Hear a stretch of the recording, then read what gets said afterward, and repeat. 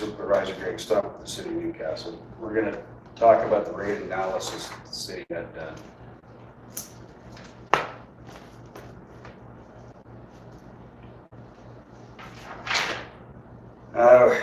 We're here to discuss the rates that Carl Brown with Getting Great Rates did for us. This is a comprehensive report, and it's not just a report on our rates, it's basically a restructuring of our entire rate.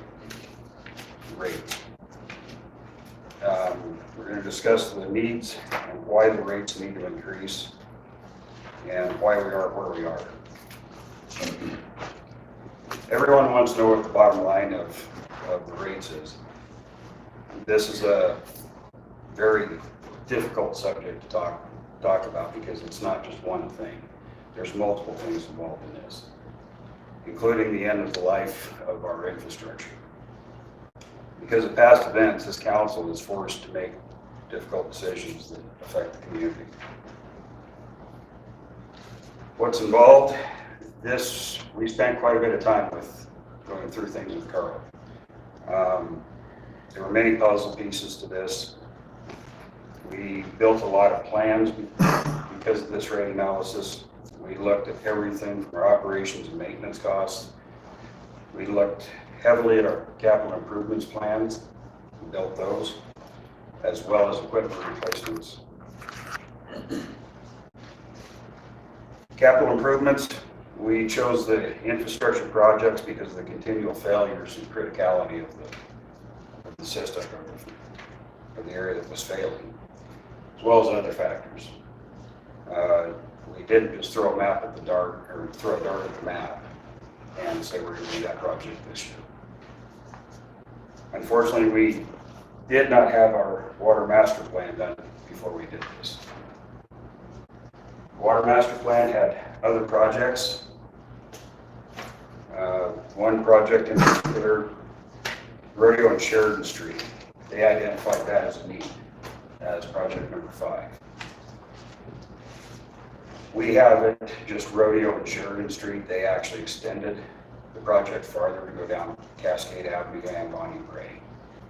So while we have portions of the master plan built into it, we may need to change some of the capital improvements to extend those to complete the entire project. With the aging infrastructure, while we're discussing that, we need to look at the history of Newcastle. In 1949, Newcastle purchased enough pipe to replace all the undersized steel pipe with cast iron pipe. They figured they were done for the next 50 years. By 1960, they were repairing up to 3 leaks per day because the cast iron will corrode quickly in our soils. The entire system needed to be replaced in only 10 years. In 1962, they developed the first water master plan, and between the 1960s and 1970s, around 10 years, they replaced the entire system again.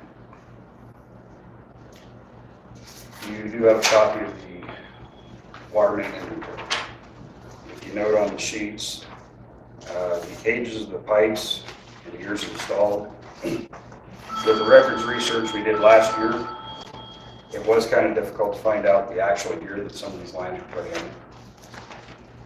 So the default on it was 1968 because we know most of the work was done by then. With AC pipe in Newcastle, with our pressures, our soil types, the type of bedding they installed the pipe in, the average AC starts failing between 50 and 60 years. So we put the useful life at 55 years. If you notice on that sheet, there's a lot of zeros and negative numbers.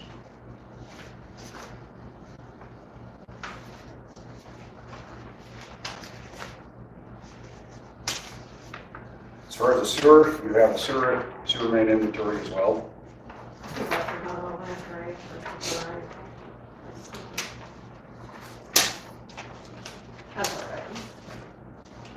Do you need it? No. Oh no, I can print out. You've got it by heart. Yeah. Yeah, we spent quite a bit of time this winter working We couldn't find any records prior to 1949 for the sewer system. We did find an article in a newspaper that stated when the city office moved from the building on Main Street to the building they moved to, the city commissioner decided none of the records were needed to be kept and threw them all away. So we have nothing prior to 1949. In the sewer inventory, 1949 was our default date. We do know, we're pretty sure some of these mains are older than that. The vitrified clay pipe, which is primarily what we have in town, we estimate ages out at about 70 years. Orangeburg pipe, if you see that on the sheets, it fails at about 40 years.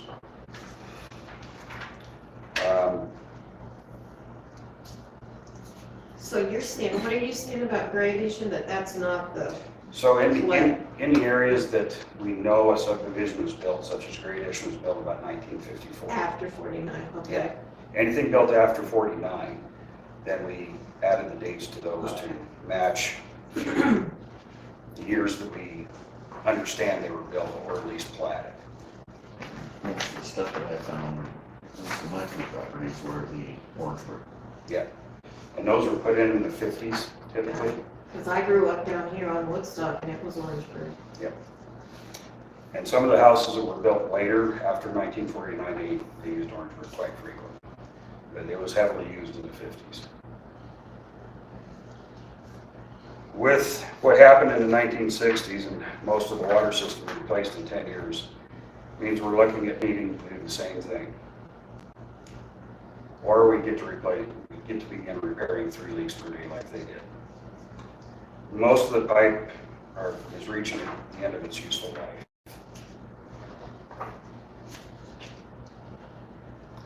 The current loans we have on water projects primarily, actually these are all water projects from the past. Right now our debt service is $66,802 per year. That's what we pay on these loans. Carl noted in his report that following his plan at year 3, we'll be at about $187,000 in debt service. So it's gonna almost triple. And by year 10, it'll be 1.6, just over 1.6 million we'll be paying for debt service. Where that money goes is our drinking water, clean water, capital improvements plan, project plans. This list is a list of projects we planned on doing in the next 10 years. You'll see the numbers on these projects are different than in the master plan. That's primarily because we put in the sewer as well. Sewer and storm sewer. So in the streets we have both utilities. We're not stopping at one, we're replacing both.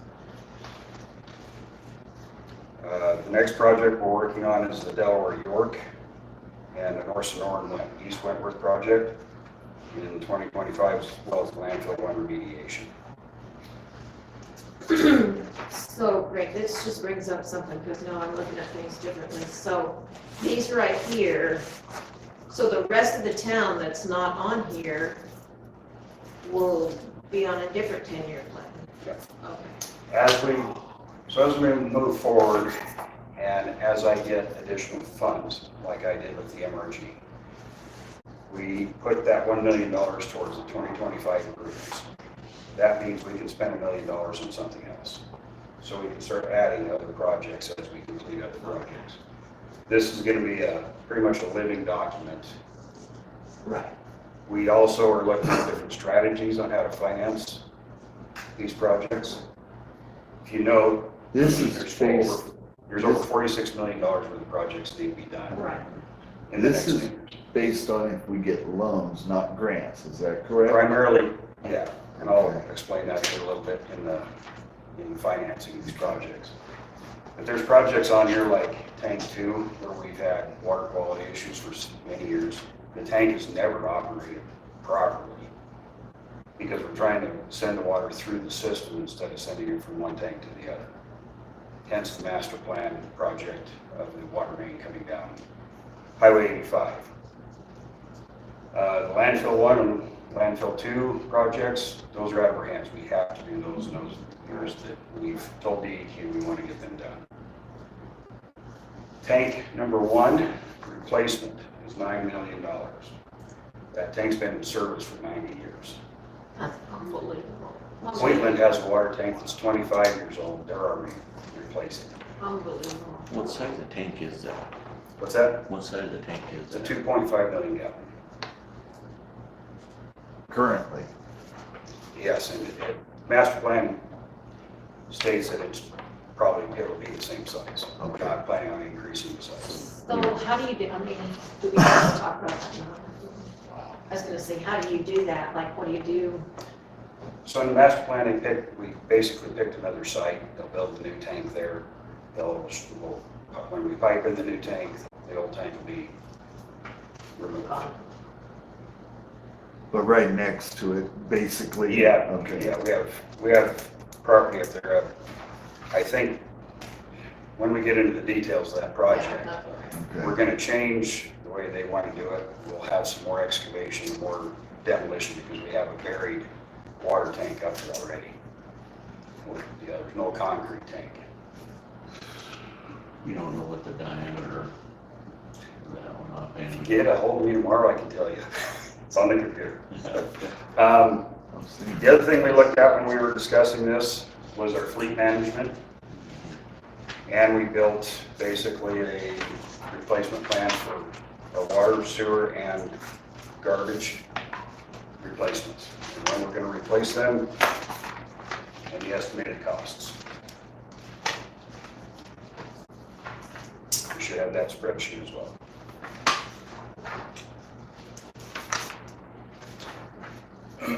This is the solid waste or garbage replacements. With what we're trying to do and the 2 landfills that we have so much expense with,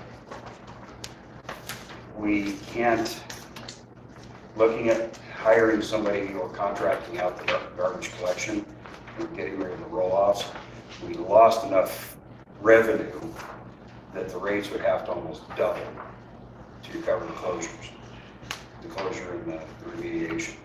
If we continue on with the roll-off work and collecting the garbage yourself, even with the tipping fees at the new landfill, we should be able to go ahead and replace it.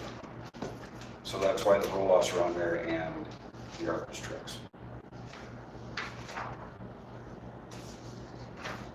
So we're gonna keep it like it's run right now. Basically, we have to, or else we almost double the rates over what he's already projected. So to save the money, it's cheaper to hire an employee and buy 2 trucks or buy a truck every 7 years for garbage collection than it is to contract it out. We lose enough money on the contract that we still have the closure and the remediation to deal with. Wow. We also looked at our pump station and control station replacements and the equipment in those. We've set the years that they need to be replaced based on the manufacturer replacement frequency. You have to keep in mind that we operated 1 clay valve on Main Street, replaced it in 2020, it was installed in 1968.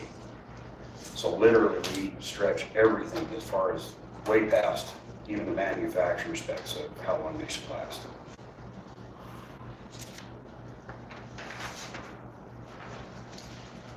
Carl recommends these for reserve accounts.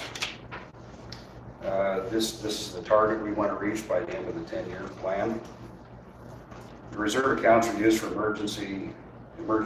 It's similar to what we have on First Avenue, when the main just keeps blowing and flooding people out. So we buy the pipe and do the project, smaller ones.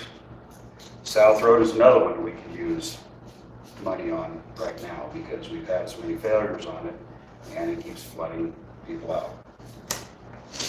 Also, with these kind of reserve funds, we can utilize the reserve funds like ARPA, or match funds for ARPA. The state wants to see us have skin in the game. They want to see us put our money out there. We only have to put up 16% of the project funds. We can pull out of the reserves. We can, if we have another unique grant opportunity like that, where we're going to get 84% of the project paid for, we'll have the money to go ahead and move forward with the project. Funding opportunities, there is a sheet in there, facts on the funding for the infrastructure. You can review that. We reviewed all our funding opportunities with Carl Brown and what funding will look like. During the rate analysis, we were forced to change twice because the funding agencies changed our abilities to get funding. Example, SRF took us from 50% principal forgiveness, which basically means if we took a loan out for $1 million, we'd only have to pay it back $500,000. They knocked us back to 25% principal forgiveness, so you take out $1 million loan for a project, we have to pay $750,000 back. This will change again. But that can change too, right? It's going to have to, but I think we're not going to do anything until probably 2026, because during the Water Master Plan presentation, we found out that WWDC, which funds our tanks, wells, and transmission lines, went from 67% grant funding to 50% grant funding. So yet again, we're losing more grant funding. We don't have any projects planned. We're going to apply for WWDC money until 2026. So we've got a little time to look at that later on. Paying for it all, we essentially set a budget for the next 10 years, including the projects and planned replacements. Then Carl set the rates around that budget. Keep in mind that the increases in the rate analysis are from the 22-23 year. We've raised rates since then. We've also made some other changes since then. So if this is all in your plan and everything's budgeted for, like your new pickup, and you're not gonna have to give us a budget anymore, right? You have what we're going to ask for, Right. other than emergencies or. Yeah, but all these numbers from the federal and state could change, and how, I mean, that could throw you off like crazy too. Yep, and that's built into the rate analysis as well. I'll explain Cool, that here in a little bit. okay. Percentage of increase over the test year. The test year, mind you, was 2022, 2023, before last year's rate increase. His increase for water was 58.8%, increase for sewer was 61.1%, prior to the rate increase. The garbage, he didn't have that. He does recommend an inflationary increase each year of 4%. So our rates will maintain little increments over time instead of one big one over a long period of time. And that's what we were getting back from several people that come and talk to us, is they didn't mind the increases for what we're having to do, but they wanted to see it smaller, not Yes. one time 10%, 15%. And with the Chapter 26 ordinance revisions that I'm doing, we added in there, without seeing Carl's stuff before that, we added in there 3 to 5%. So if we need to raise it 5%, council has the ability to.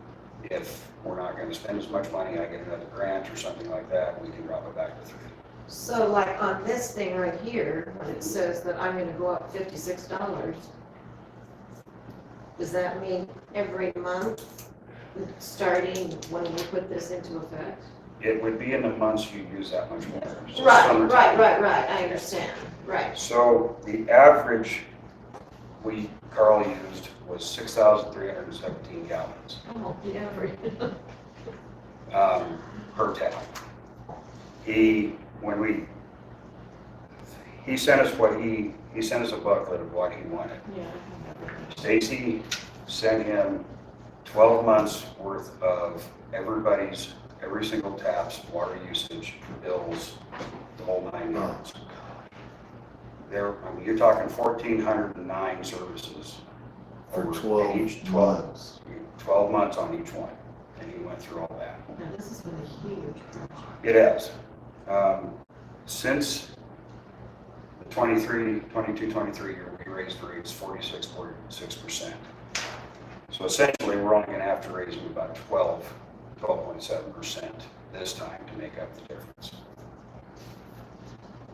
So like maybe this isn't quite as bad? Or- No. Oh, okay. So We've the already rate got some of increases, that in he's- there. yeah, the rate Okay, increases gotcha. he has there is based on the Okay, 22-23 gotcha, gotcha. fiscal year. To go through some of the funding, SRF is one of our biggest funding agencies we use. The money comes from EPA. So the legislature, Congress, passes a bill giving funding to the EPA for projects. EPA then sends it down to the state revolving funds. And then we ask for the state revolving funds for loans.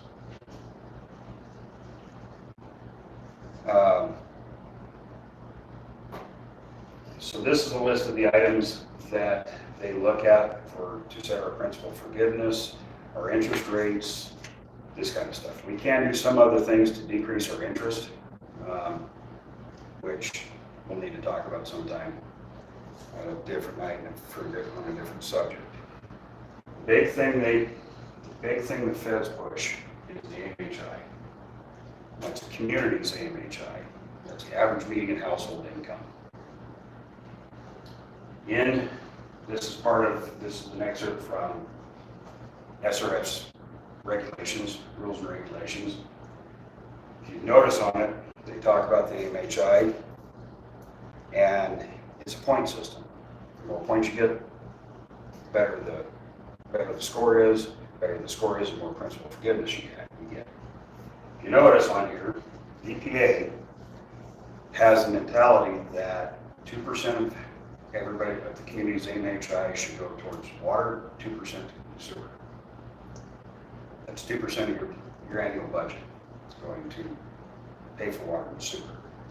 That's where this number comes from. 4%, you said 2% for each. Yeah, 2% for each, because there's clean water and drinking water. If you're at 2%, you get 1 point. If you're not at 2%, you get 0. The new store. This is the one-stop shop. We have a pharmacy. We have a bootlegger's liquor. The deli, the food that you can get at a lunchtime is so amazing. The coffee shop. Certain Friday mornings, there's 30 people sitting here in all these chairs. This is the hub for people to come and visit, have their coffee, have their donuts. It's amazing what this area has done. Totally amazing.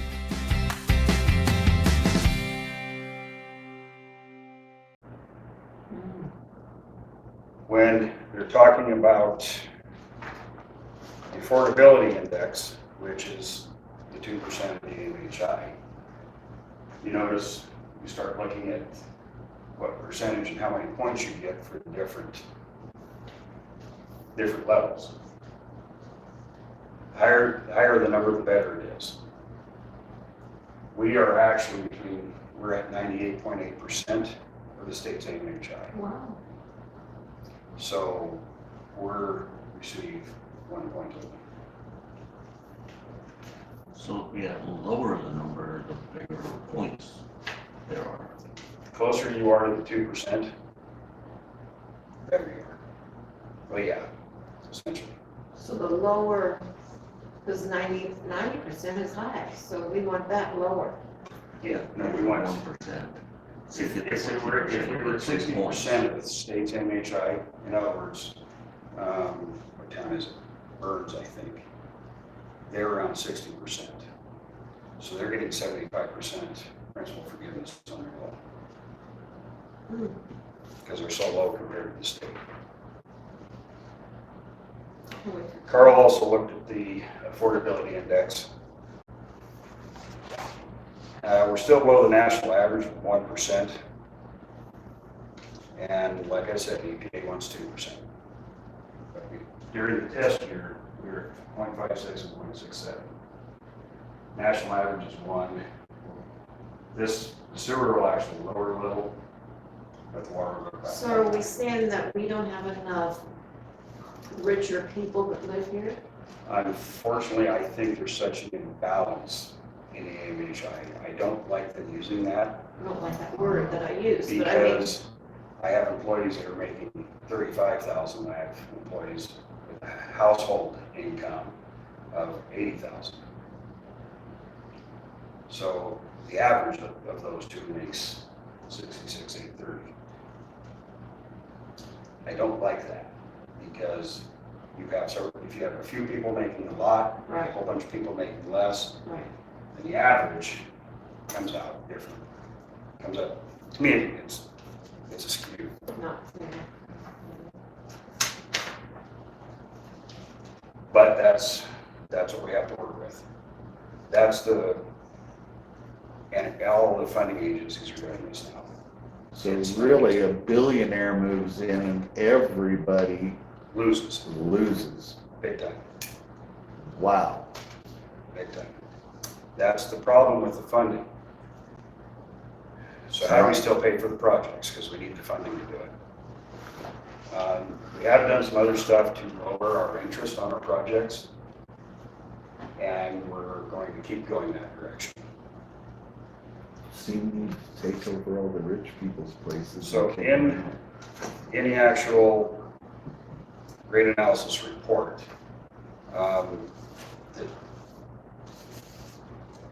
there's 2 models he built.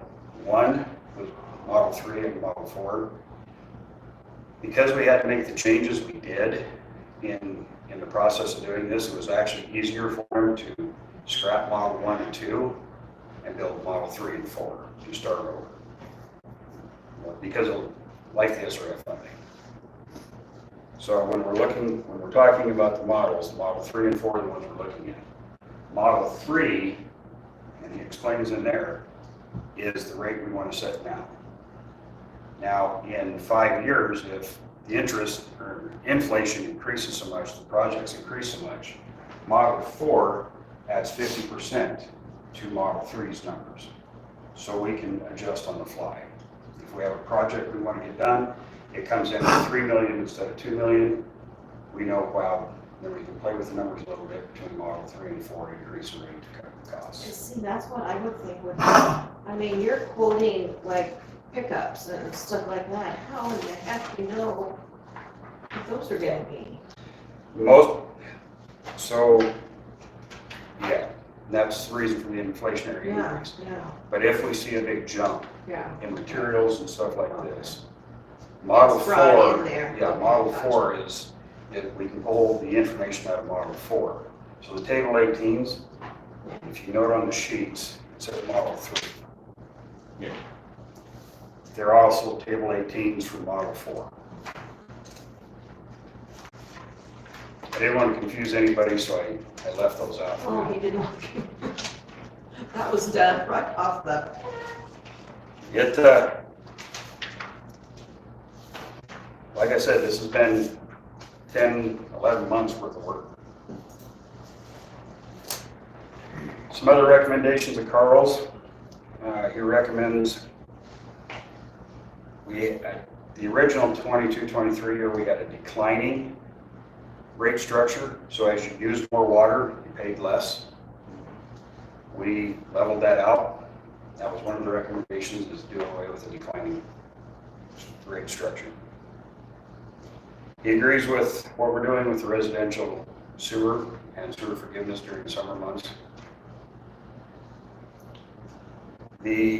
Right now, we allow 2,000 gallons for the base rate.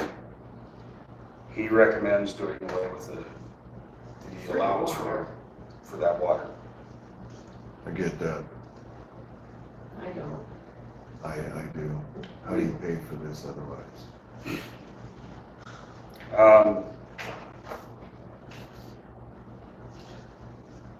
I have not gotten the new tables into this, but you have the new table 18s.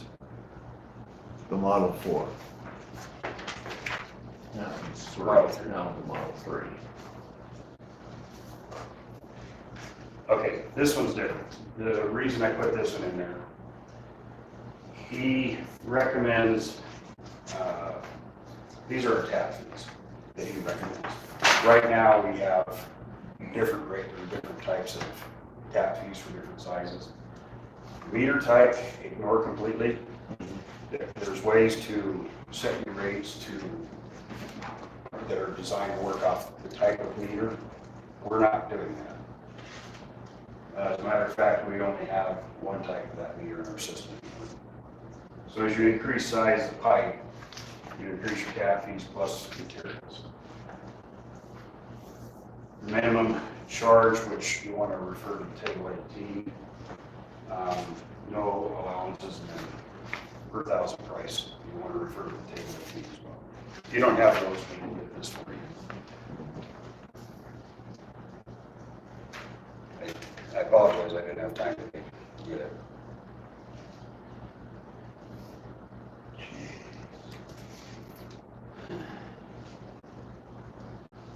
Sewer, is the same thing. As you increase your diameter of your water service, you increase your tap fees. Base rate for sewer would be $16.63. I think that went up just a few pennies since this last change. And $3.38 per thousand, which is less than what you're paying now. Wow. Garbage rates, these are the recommended garbage rates, and you should have a table 18 schedule that's going to be more accurate than this one.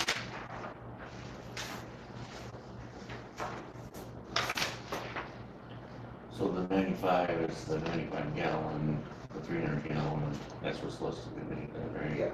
The high-end 95. Yeah, and then we goes down into the 300s, and then he basically restructured how we would charge for our 300 gallon cans,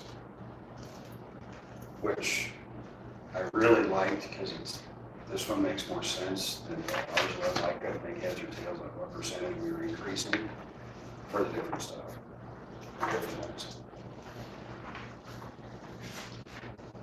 Before the public meeting, I'm going to add in another couple slides. I'll do a recap of Carl's recommendations here at the end, so it's all in one place. So now, just tell me again, I know this is stupid of me to ask, but who is Carl? I mean, I know I was here for the meeting, but what's his, exactly, who is he? He's the owner of Getting Great Rates. So we have total trust in, I mean, that's where I'm going with that. The numbers, so the way he restructured things, he wants more money in the base rate, where we apply more money to it per thousand. But he is somebody that, Well, He does this for a living. okay. And he has done these analysis for most of the cities in the state of Wyoming. Okay, He does go into the beginning of the report. I mean, I'm sure we were told that, I just, everything's just kind of, Yeah, so he's been doing this in particular since 2005. He's done over 385 rate analyses. Before that, he did a similar job where he did this for communities all the time. He's got a really good history for it. Looking at the number of charts and graphs and stuff like that, it makes sense. Last change we made, and the reason the model's changed, is for some reason in 2029, he was going to pull all our reserves and do one project. oh, you said that, Yeah, that's why the last change happened. I said, no, we don't want to pull all our reserves and do one project with that money. Reserves are going to be for other What was things. this project? Yeah, if you don't know, don't worry, I don't mean to. Yeah, I know which projects it was. I just couldn't remember exactly which one it was. It was a high dollar one. It was a rodeo Sheridan Street project. Yeah. And to discuss, just to go back and, well, let me finish this and I've got some comments about rodeo and Sheridan Street. The big thing is we need to inform the public. Council understands that clearly. We have spent quite a bit of time on this, and like I said, we built our asset management around it, around this budget, everything.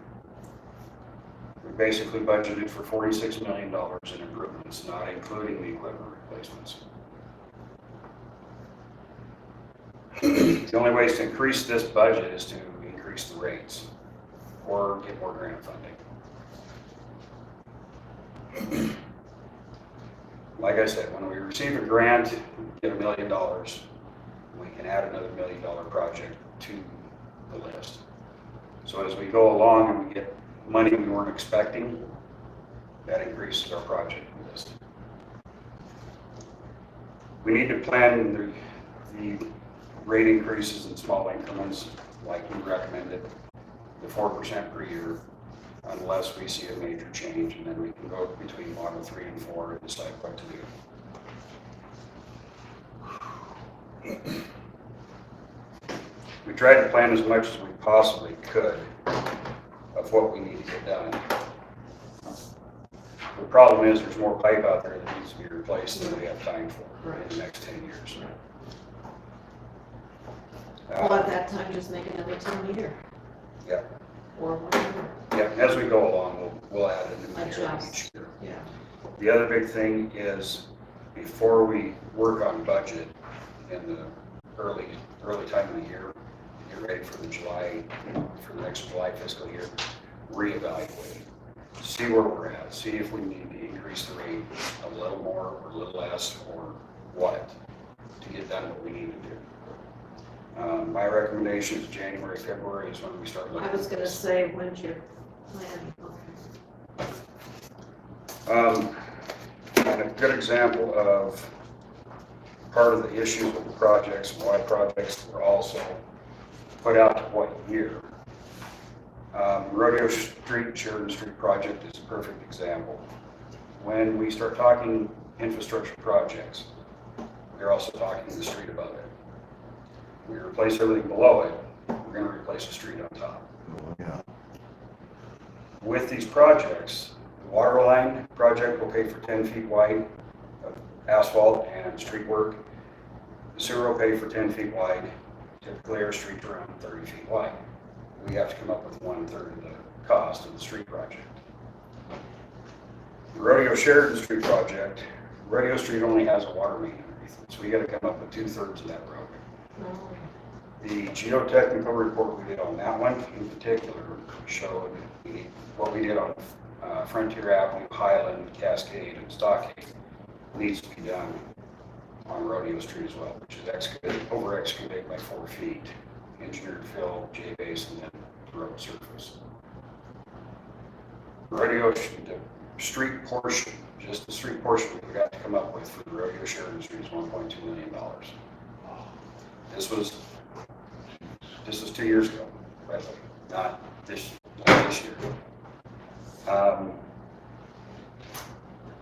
We can get a capital construction loan, is about all we can get. There are no grants for streets. Grant money gets used up by the state and it reaches the county somewhat, but it never gets down to the local level. The only thing we have is tax dollars to pay for this. Capital construction loan, we can take out a capital construction loan through the Office of State Lands Investment. We are only allowed to take a loan out for 4% of our taxable base. Our taxable base is $27 million. Guess how much money 4% of $27 million is? $1.2 million. And it's a 3.92% interest loan. You can go up another 2.5% if the State Lands Investment Board decides so. So if we do Rodeo Sheridan Street, I'm trying to also build a budget out for the streets and start setting money back for those so we can offset some of that cost out of our own funds. Basically a reserve account for the streets, what I'm trying to develop. Yeah. But it's hard when you only have so much money to work with. When we're looking at these projects, we also have to look at the cost of the street. We looked at the cost of the street at 7th Avenue when we did that one.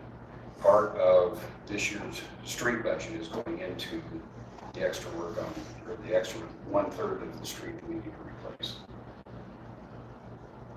I know everybody's talking about Wood Street. Part of the reason Wood Street didn't make the list is the street itself. There's a significant amount of road work needs done on that one. We haven't even done the geotechnical report on it to find out what we need to do. The other thing that I want to do with that street is put in storm sewer. Storm sewer I can get funded. I can get that funded. Take out the double gutters, level the street out. But there again, it's another loan that we're not anticipating right now. So the street also has. So you're saying you'll probably just stay with these streets Yeah. and then make a budget for others? Yep. I'm trying to develop a management plan for the streets themselves going into the future. So are we still kind of chip sealing that kind of thing that we were gonna do? It depends on what the road surface looks like currently. Problem is we neglected them for so many years. We didn't do the maintenance on them for so many years. We did do the preventive maintenance, the chip seals, the crack seals, got moisture underneath them. Our soils do not release moisture worth a dang, so therefore we have issues. These are the main reasons for the rate analysis, or the reason for the rate increases is based on the rate analysis. And it is basically a restructure of our water, sewer, and garbage rates Of the town? rather than just adjusting rates. I just feel like I'm kind of excited about it even. I mean, at least I look at it like we have a plan and we're going forward. And we have something to show the people. We get asked a lot, you know, what's your plan? What's the future, you know? And this is it. I loved what I heard the other night or last night. And it Yep. just, And it's in your hands now. And as long as we want to move forward with the plans, the rates are going to increase, but not as much as they did the last time. So the base rate will go up more, the per Well, thousand and dollar I price. truly will- think, Greg, once we start having these towns, I'm gonna encourage people to come to both of them, because just like me, that first one was overwhelming to me, and it was like, holy crap, I don't even know what, well, I still don't. But I'm saying then it starts, you know, and you can kind of see, and you see what this money's going toward, that we do have a plan. And if we didn't print it off again, because we printed it off twice, the actual study itself, the full thing's 173 pages. oh my God. So we tried to pull the information out of there, do it this way to save you from having to read all 173 pages like we did. Can this information that you're doing and the way you're doing it, I know that you're going to do a public town hall thing, but can it go on the website? Absolutely. And so that and we can tell them, hey, go on the website, you can see it, you can see all the pictures and things and. Yep, and Carl recommends that anybody that wants to read it or see it, electronic copies are way easier. If you can get that before the town hall, let me know and forward me that website. I will make sure that I can goes in send the you the video. PDF. That's probably the best way to do this, because it is so big. There's a lot of, It's a PDF or something? it's a Okay. PDF file, so we can, I I can can- I email to can- anybody. Okay, that there's would- no way I would even. I can link attempt to it. I can link to it for people who want to watch this stuff online and stuff. Yeah. No, and Carl recommends giving it to whoever, especially the newspaper, media. That was one of his recommendations, is I put just the think information when out. you get up there and talk, just like you did here, Well, and I am gonna add some more slides, because I don't know if people really understand what happens when we ignore the problem. 2 weeks ago, Yeah, I think it's important to understand why we're here. 2 weeks ago, Great Addition, we blew the main on York Street. Everything east of York Street, which is at Delaware, basically the cemetery. So basically the cemetery road, all the way east, lost all the water pressure at 8:30 at night. We got the line shut off. We only had one person out of water. We talked to him. They said, no, he'll be fine for one night. So instead of starting our job at 10 o'clock at night, we came in at 5 o'clock the next morning and started working on line work 16 hours to repair the line. That repair, because we also had a valve break on us in the process, we had a second thing we had to do. Cost the city $20,000, just a little over 20,000. The South Road main, when it blew, everybody from our gun control station, which is at Dunn's old shop on Main Street, east to the 2nd Avenue control station, lost water pressure. Wow. Keep in mind that EPA is pushing us anytime our system drops below 20 PSI, we have to send out a boiler. Looking at the time frames to get sampling done and this kind of stuff, we're looking at 7 to 10 days with a boiler. I If you think it's consider the important the break, public know that.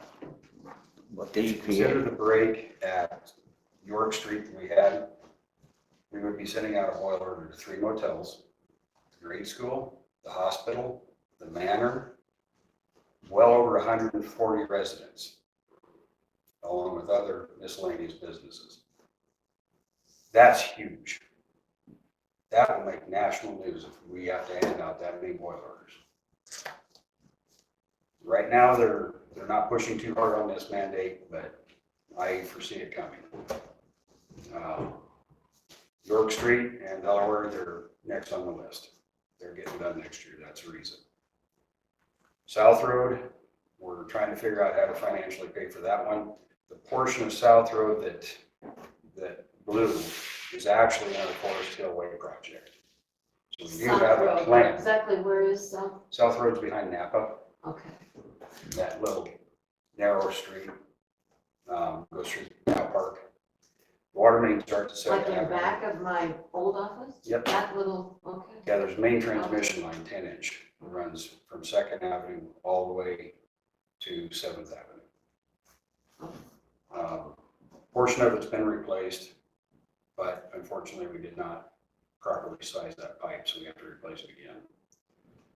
But that one is part of the recent projects. That one we're planning on 2027 replacing. And that's the reason why. The criticality of those 2 lines in particular are huge. So when you look at the capital improvements plan and the list of projects, that's part of why we did what we did. I'm gonna add some other slides in here explaining the breaks that we're having. We average about 8 breaks a year. yeah, that's a good thing, to let people know about that stuff. Worst year we had, 2019, because of the winter we had so much shift in the frost, so much frost and shifting in the ground. We did 26 breaks that year. Wow. We couldn't go a week without a main break. Same way. So that's the lift station? The ones in the black are So are ones we have in funded. the same area? So the red is stuff we need funding for. So Greg, tell me what the difference between Duff Avenue lift station, that's what they're working on right now, Yes. right? And this pump station upgrade. The pump Where's sta- it? Where's that? Where's that pump station? Pump station upgrade was originally part of the well 5 tie-in project, but was separated out. It's the one we could not get a qualifying bid for last year when we were talking about it. And we had to scrap that project because we could not get the contractors could not meet the rules for WWDC. The pump station is over by the shop. So it takes the this. drinking water. Okay, Takes the drinking water from well 5, well 1, and well 4 through the pump station and then up to tank 1. So kind of looking at the rate model we have in here, the first one I see there's 263 customers using this volume, which is 0 volume. So you have 263 customers in town that are using this volume or less. well, that's probably Darren Downs. Yeah. So that they use less than 1,000 gallons. Yeah. So So typically, those are your commercial businesses. One that comes into mind is like A1 Agency. Yeah. They have a simple bathroom. So their rate would go up $12.52 a month. Yeah. So just at that one, I did the calculation of those 263. I just wanted to kind of get some looking at some numbers. It was around $3,300 Per year? per month, right? No. 3,300? For those 200, because it's $12.52 per month That's, increase. yeah, that's the increase. So that's another $3,300 increase that we would be adding to. For the total 260 gallons. Yeah. Oh, for the total 206, okay. Yeah.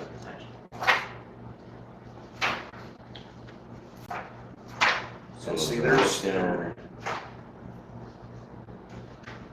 You have 1,400 customers using 300,000 or less. That's Do me. you have another typo? How much do you use? I don't remember, but it's expensive. I used 38,000 last month. My last water bill was $390. Mine was 280, 290. We look through these other, there's a ton of trucks you got. Okay.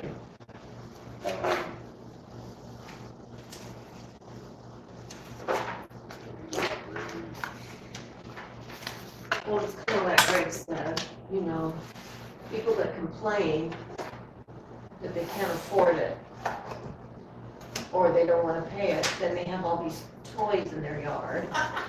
Yep, we got a few of those right on our street. But, Well, I think with this program, and the way it gets out there, and it's on the website, and he's gonna do town halls, 2 more, at least, and I can't see how we can miss. I mean, people are gonna understand where we are and how we got here. well, and I And think this they council is given. I mean, when you say, why doesn't the city do something about these dead streets? Well, we are, Well, and it's we not free. You're still gonna have people that Oh, are I know gonna do we are, this. but I mean, we I mean, are. we get that next bump rate, and this place will be filled again. Yep. And they won't even be near as big as the last one in percentage, and we're gonna still be filled. But I'm Thing just I can saying figure we out on it are. is that's the total number of taps. So as he's going down through here, he's adding different numbers. Oh, yeah. You know, you can't do So, things table without. I know, and it's gotten harder to Customers do using that at least lately. this, why not? Right.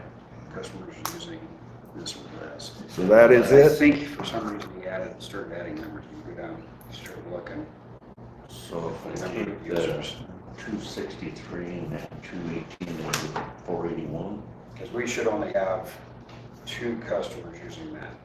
Thank you, And they're Greg. actually on table 18, the contract rates. oh, I got it here now then. So basically, he's taking this 263 and adding the 281, which is giving the 481. Yeah. And if we take the 481, add the 213, I should get the 694. Oh. And so on and so on. I knew there was a reason behind it, I just couldn't remember what it was. Took me a minute looking at it to. Oh, so there's only 9 people, 17 people. Okay, So there's nobody using. so there's 1,427 taps, Yes. and there's only one that's using at least 200,000. gallons. All right, so the left column is the one that I could, I'd look at more numbers. So I'm gonna be looking at these and just kind of looking at what this increase of these numbers are based on what our needs are. I'm sure that they went through the rate analysis. Yeah. And looked at those. Yeah, because we This sent will all give the us give contract, me an idea of what contract customers that and everything. monthly and annual income is gonna be based on these. And there are other charts in here. Yeah. There are a ton of other charts and graphs for all that. So, Yeah. like I said, There has to be more houses in our town than that, isn't there? Not currently. We have just over 1,400 active taps. There's more citizens, but we have 3,374 people in town, but we only have 1,427 active taps. And we have a total of 1,582 taps in town, so there's 100 taps that are over 100 taps that are being used. Thank you, Greg. I think Walter wants to go. Are you done? Well, I'm done. I don't, In addition to the weekly printed version of the newsletter journal, we also promote our community and share important information on our award-winning website, newslj.com, and in our weekly email newsletter, Nuke Now. We also connect with readers through various social media platforms and invite you to check us out on Facebook, Twitter, and Instagram. You can even take a look at a recent meeting of the City Council, School Board, or County Commission on our YouTube channel. We do hope that you will go to newslj.com and subscribe today, and we look forward to making all of our great content available to you. But regardless of your level of support, we thank you from the bottom of our hearts for doing your part to preserve a free and independent local press.